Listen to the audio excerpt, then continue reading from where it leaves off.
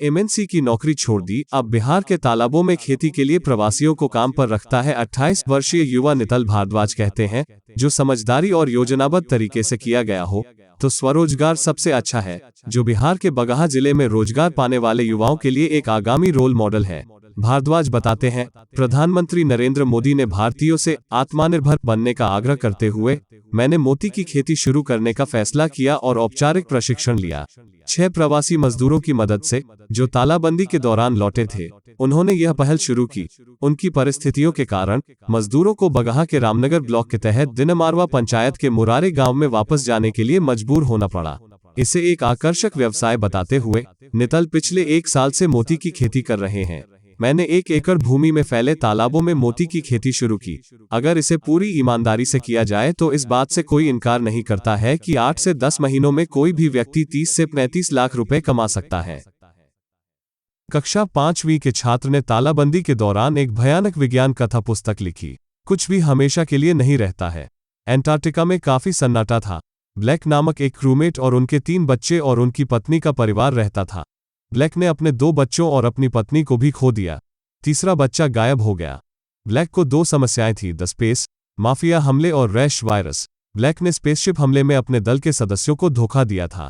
ये 83 पृष्ठ लंबी विज्ञान कथा Space Mafia on the Loose के अंश हैं, जो किसी प्रतिष्ठित लेखक द्वारा नहीं, बल्कि 13 वर्षीय बिहार में जन्मे शौर्य मिश्रा, जो कि अहमदाबाद के दिल्ली पब्लिक स्कूल के कक्षा 5 के छात्र हैं, उसके द्वारा लिखा गया है।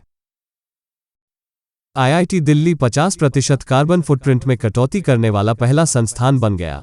भारतीय प्रौद्योगिकी संस्थान 50% से अधिक कार्बन उत्सर्जन को कम करने वाला पहला केंद्र सरकार द्वारा वित्त पोषित तकनीकी संस्थान बन गया है। अधिकारियों ने कहा कि हाल ही में हिमाचल प्रदेश में एक हाइड्रो पावर जनरेटर के साथ आईआईटी दिल्ली द्वारा किए गए द्विपक्षीय 2 मेगावाट बिजली खरीद अनुबंध द्वारा यह संभव हुआ।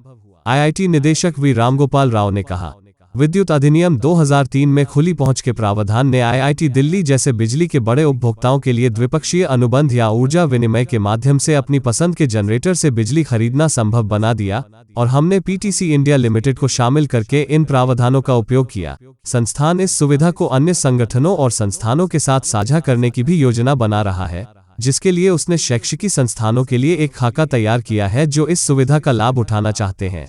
आईआईटी ने परिसर की हरियाली बनाने और पर्यावरण को बचाने के लिए आगंतुकों की पार्किंग से लेकर संस्थान क्षेत्र तक लोगों को फेरी लगाने, सॉलिड वेस्ट मैनेजमेंट और 1.5 MLD सीवेज ट्रीटमेंट प्लांट स्थापित करने के लिए ई-रिक्शा सुविधा शुरू की है। पूरे भारत में एनडीआरएफ के लोगों को सौर ऊर्जा से संचालित लैंप प्रदान करेगी। रांची की रोशनी। रांची में महिलाओं द्वारा संचालित स्व सहायता समूह एसएचजी प्राकृतिक और मानव निर्मित आपदाओं के समय बचाव मिशन के लिए भारत की प्रमुख एजेंसी राष्ट्रीय आपदा प्रतिक्रिया बल एनडीआरएफ के कर्मियों के लिए पोर्टेबल सौर संचालित लैंप बनाने में मदद कर रहा है। दीपक एनडीआरएफ कर्मियों को उन स्थानों पर मदद करेगा जहां बिजली की सुविधा नहीं है। अधिकारियों के अनुसार 40,000 लैंप की आपूर्ति के लिए एनडीआरएफ के साथ एक समझौता ज्ञापन पर हस्ताक्षर किए गए थे।